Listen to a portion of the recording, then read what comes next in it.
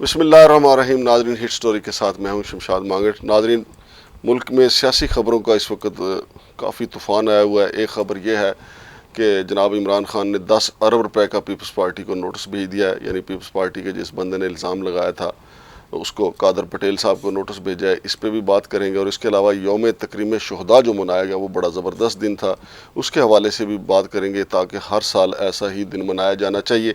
और फिर नाजरीन, जो चुपके चुपके कानून साजी हो रही है, ये भी बड़ी बात है कि किस तरीके से कानून साजी हो रही है कि सुप्रीम कोर्ट को अचानक पता चलता है, अटारनी जनरल आके बताता है कि जनाब कानून साजी हो गई है, आज ये कानून बन गया है। इस पे भी बात करेंगे। इसके अलावा नाजरीन, आपको ये भी बताएंगे कि पंजाब में कौन कौन सी जमात जो है वो क्या क्या तैयारी कर रही है। आसफ़ अली ज़रदारी साहब की क्या तैयारियां हैं, काफली की क्या तैयारियां हैं, और अलीम खान और जहांगीर तरीन जो हैं वो क्या कर रहे हैं। ये इस हवाले से नाजरीन सारी ये ख़बरें हैं आपके साथ शेयर करेंगे। तो नाजरीन, पहले तो आपको ये बताता चलूँ कि इमरान खान ने 10 अरब रुपए का नोटिस जो है कादर पटेल को भेजा है, जिन्होंने इंतहाई नाजेबा इल्ज़ामात लगाए थे। और एक मेडिकल रिपोर्ट सामने रख के उन्होंने कहा था कि ये इमरान खान की मेडिकल रिपोर्ट है और इससे ये साबित होता है कि इमरान खान साहब नशा भी करते हैं, और पता नहीं क्या क्या उन्होंने कहा। बहरहाल, उस वाले से कई सीनियर डॉक्टरों का रद्दमल भी सामने आया है। एक डॉक्टर साहब हैं जो बड़े सीनियर हैं, उन्होंने अपना ये वीलॉग जो है, वीलॉग कह लें या अपनी वीडियो कह लें, अपलोड किया। उन्होंने कहा है कि मैंने सोशल मीडिया से किसी न किसी तरीके से ये रिपोर्ट्स जो है इमरान खान की हासिल की थी, और फिर उन्होंने इसके ऊपर अपना मौक़िफ़ दिया। वो भी सुन लें ज़रा। एक वजीर साहब ने ये कहा कि इमरान खान की यूरिन रिपोर्ट से हमें पता लगा है बहुत सी बातों का, जिनमें से एक बात यह है कि उनका दिमागी जो है तवाज़ुन वो ठीक नहीं है,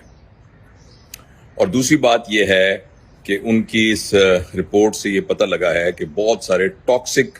मटेरियल जो हैं, जो कि एडिक्शन से मुतल्लिक हैं और नशावर दवाओं से ताल्लुक हैं और अल्कोहल से ताल्लुक हैं, वो उसमें जाहिर हुए हैं।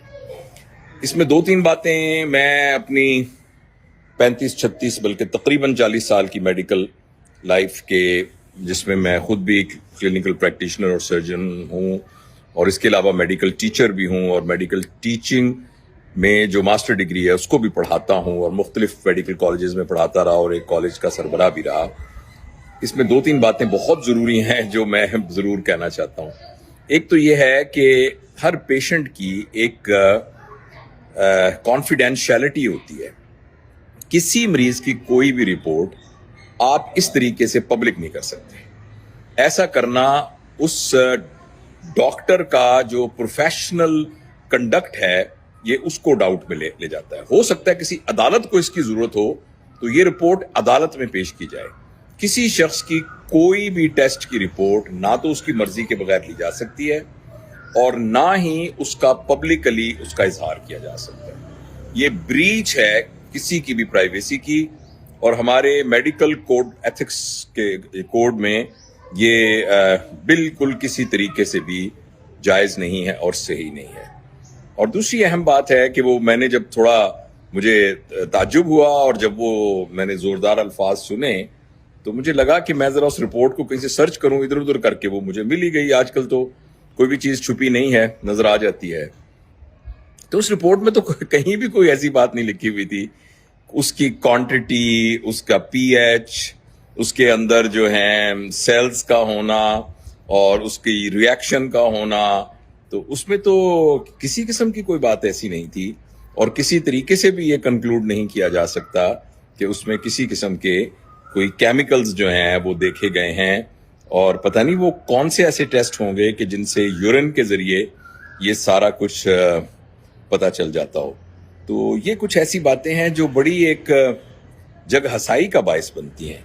और मैं ये सोचता हूँ कि हमारे जो बड़े जो साहिब इक़्तिदार लोग हैं उन सबको बहुत एहतियात करनी चाहिए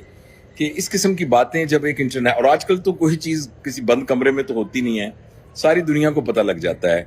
और जो पता लगता है ना, तो वो फिर बड़ी हंसी आती है और फिर बड़ा तमस्खुर होता है। मैं ये वीडियो न बनाता अगर मेरा एक दोस्त मुझे अमेरिका से फोन करके और ये ना कहता कि यार देख तो सही है तेरे मुल्क में क्या हो रहा है, यानी किस तरीके से एक मेडिकल एथिक्स की कोई वायलेशन हो रही है, और दूसरा फैक्ट के ऊपर बेस्ड इंफॉर्मेशन नहीं है। तो फिर मैं दोबारा कह रहा हूं, ये कोई सियासी पोस्ट नहीं है, ये एक मेडिकल डॉक्टर की क्लैरिफिकेशन है اس سلسلے میں؟ جی تو ناظرین آپ نے سنا، ہمارے سیاستدان جو ہیں الزام لگاتے ہوئے یہ نہیں دیکھتے کہ اس کا مستقبل کیا ہوگا یا عوام کے اندر اس کا رد عمل کیا ہوگا۔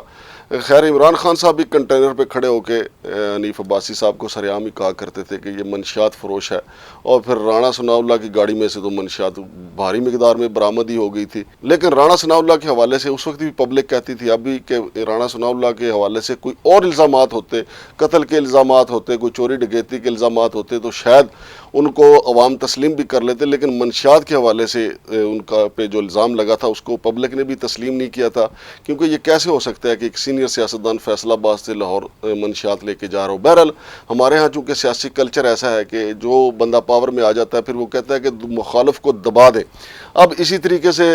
جو پی ڈی ایم کی حکومت ہے وہ کہتے ہیں کہ جو گھٹیا سے گھٹیا الزام ہے وہ ہم لگا دیں۔ جیسا کہ آپ دیکھیں ناظرین، مولانا فضل الرحمان صاحب جو ہیں ان بڑے خوش دکھائی دیتے ہیں، ان کا جو سپریم کورٹ کے باہر کا دھرنا تھا اس کے بھی کافی مثبت نتائج پی ڈی ایم کو ملے ہیں، اور اس کے بعد وہ گئے ہیں سنگاپور گئے ہیں، تھائی لینڈ گئے ہیں، وہ پتہ نہیں اب وہاں پہ کوئی تبلیغی اجتماع ہے یا کوئی اور کوئی اجتماع ہے۔ بہرحال ان کا تھائی لینڈ جانا جو ہے بڑا معنی ہے اور ان کے مخالفین اس حوالے سے باتیں بھی کر رہے ہیں، خاص طور پہ حریم شاہ نے ایک ٹویٹ کیا ہے۔ بہرحال اس ٹویٹ کو یہاں پہ ذکر نہیں کیا جا سکتا، لیکن لوگوں نے سب نے دیکھ لیا کہ حریم شاہ کا کیا موقف ہے۔ اس سے پہلے بھی حریم شاہ مولانا فضل الرحمان کے حوالے سے کچھ گندی باتیں ایسی کر چکی ہیں۔ بہرحال مولانا فضل الرحمان کو اس ساری صورتحال سے جب وہ نکلے تھے، ویسے تو حج کے دن انہیں حج پہ چلے جانا چاہیے تھا، لیکن وہ عمرہ کرنے بھی جا سکتے تھے، یا اس کے علاوہ رائے وینڈ کا جو تبلیغی سینٹر ہے وہاں چلے جاتے، لیکن مولانا فضل الرحمان جو تھائی لینڈ گئے ہیں، ویسے سوچنے کی بات تو یہ ہے کہ آخر تھائی لینڈ میں ایسا کیا تھا کہ مولانا فضل الرحمان نے یہ سوچا کہ چلو یار تھائی لینڈ چلتے ہیں۔ بہرحال وہاں سے کوئی نہ کوئی خبر نکل آئے گی، ہم نہ بھی نکال سکے حریم شاہ ضرور کوئی نہ کوئی خبر نکالے گی کہ مولانا صاحب تھائی لینڈ کیا کرنے گئے۔ تو اس کے علاوہ ناظرین آپ کو یہ بھی بتا دیں کہ اس دفعہ یعنی 2023 میں یوم دفاع جو ہے یعنی شہداء کا دن 2 دفعہ منایا جائے گا۔ ایک تو شہداء کا دن ہم نے یوم تکریم شہداء کے نام سے منایا اور بڑا یہ شاندار طریقے سے منایا گیا، اسکول کے بچے بچیوں نے، مسلم لیگ نون پھر اور تحریک لبیک والوں نے اس کو بڑے 4 چاند لگائے۔ لیکن ناظرین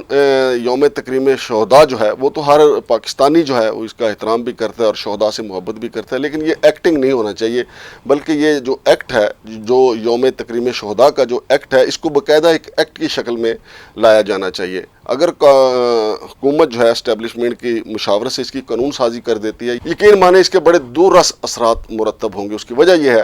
کہ جو پی ڈی ایم کی جماعتیں ہیں جو اس وقت یوم تکریم شہداء منانے میں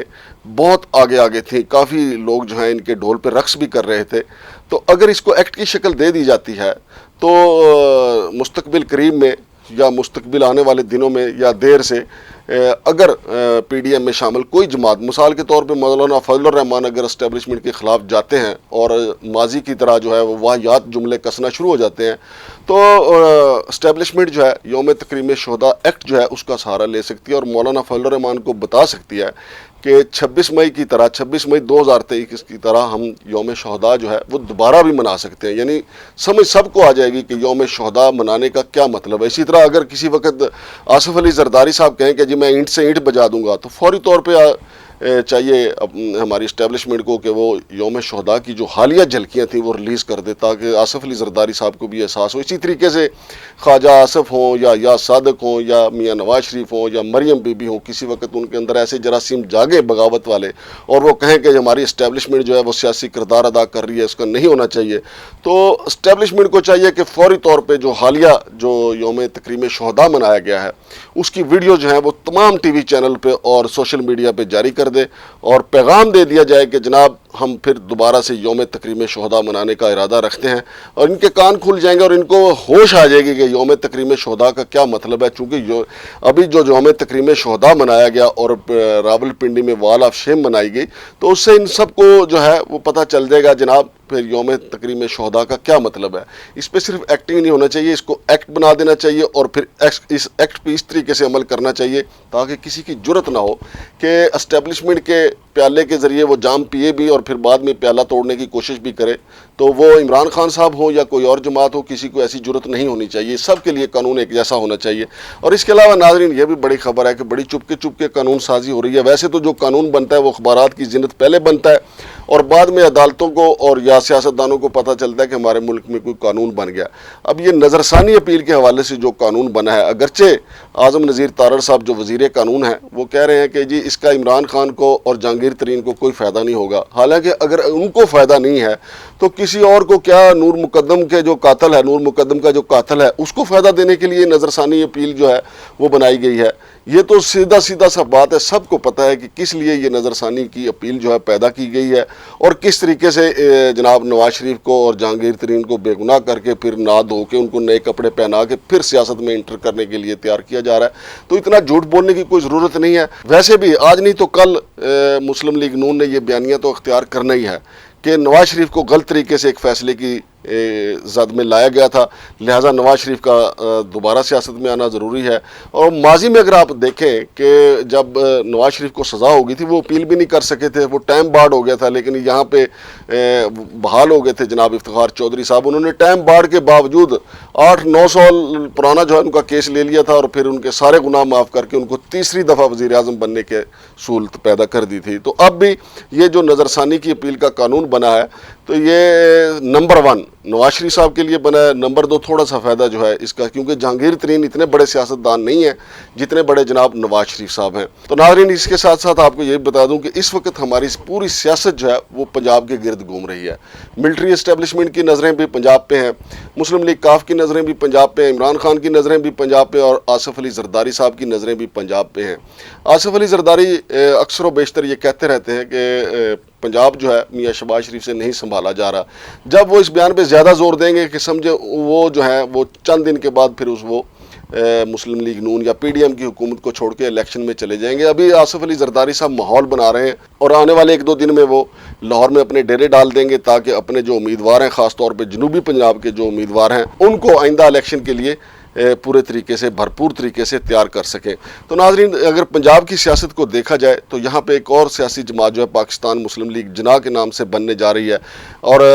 ذرائع کا یہ کہنا ہے کہ یہ جماعت جو ہے اس کو لیڈ کریں گے جہانگیر ترین اور علیم خان جو ہیں، اور اس میں کافی لوگ جو ہیں وہ پی ٹی آئی کے جو ٹوٹے ہوئے لوگ ہیں ان کو شامل کیا جائے گا، جو جہانگیر ترین اور علیم خان کے پہلے قریب رہے ہیں، وہ رابطے بھی ان سے کر رہے ہیں، ان کو دوبارہ لے جایا جائے گا۔ اور ناظرین یہ بھی محمد علی جناح صاحب کے نام پہ ایک بہت بڑی واردات ہوگی۔ اس سے پہلے آپ کو یاد ہونا چاہیے کہ مشرف کے دور میں بھی ایک ایسی واردات ہوئی تھی جب مسلم لیگ کاف جو ہے، یہ جناب مشرف کے دور میں پیدا ہوئی تھی مسلم لیگ کاف، اور اس کا اصل نام تو مسلم لیگ قائد اعظم تھا، لیکن اب آل پاکستان مسلم لیگ جناح کے نام سے ایک جماعت بنانے جا رہے ہیں۔ یہ جماعت جو ہے یہ ملٹری اسٹیبلشمنٹ کا ایجنڈا لے کے آگے بڑھے گی، اور جو ان کو وہاں سے حکم ملا کرے گا اس کے علاوہ ادھر ادھر نہیں جائیں گے۔ اور یہ انہوں نے ویسے بھی آپ کو پتہ ہے جہانگیر ترین بھی کاروباری شخصیت ہیں،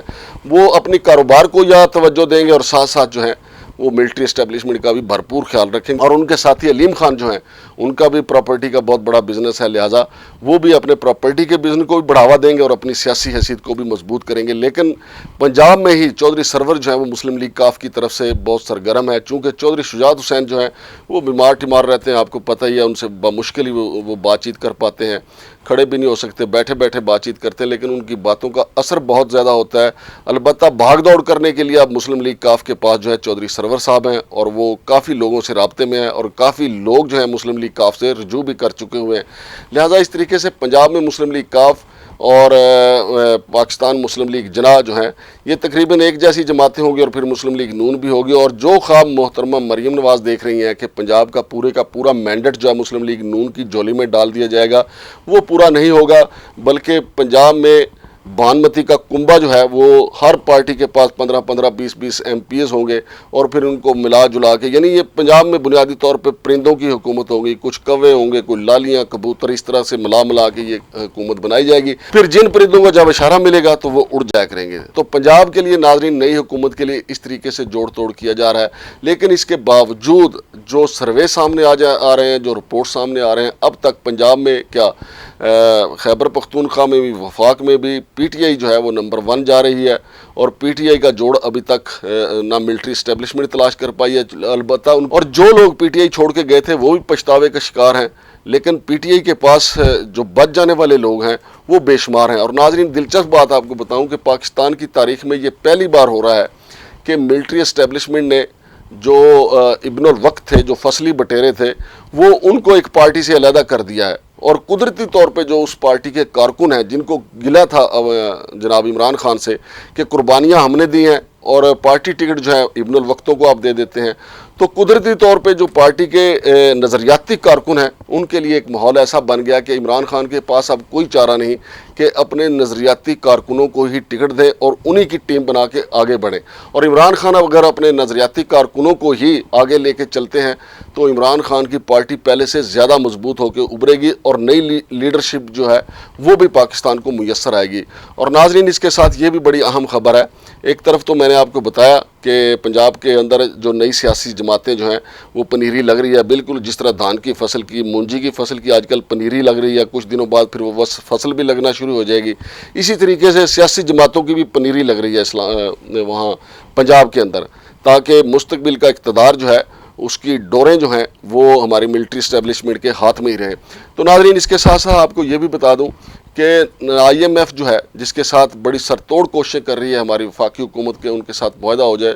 ڈار جو ہیں وہ صحافیوں کے ساتھ ناراض بھی ہوتے ہیں، ان کے ساتھ لڑتے بھی دکھائی دیتے ہیں، لیکن IMF نے نئی شرائط رکھ دی ہیں اور انہوں نے کہا ہے کہ جب تک پاکستان میں پرامن طریقے سے آئین اور قانون کے مطابق سیاسی ماحول جو ہے وہ نرم نہیں ہو جاتا اور سیاسی استحکام نہیں آ جاتا، اس وقت تک ہم معاہدہ نہیں کریں گے۔ اور یہ صورتحال جو ہے وہ جو PDM کی حکومت ہے ان کے لیے پریشان ہے، لیکن پریشان تو PDM کی حکومت اس دن سے ہے جس دن سے اقتدار سنبھالا ہے، البتہ انہوں نے اپنے کیسز تو ختم کر لیے ہیں، اب دیکھنا یہ ہے کہ وہ پاکستان کا مقدمہ کیسے لڑتے ہیں، عوام کا مقدمہ کیسے لڑتے ہیں۔ عوام کو ریلیف ملنے کا کوئی امکان نہیں ہے۔ ڈالر جو ہے پاکستان کی تاریخ میں پہلی بار 300 سے اوپر جا چکا ہے اور اس وقت تقریباً 350 روپے کا ایک ڈالر ہو چکا ہے، لہٰذا مہنگائی کا جو سیلاب ہے مزید آئے گا اور عام آدمی جو ہے مزید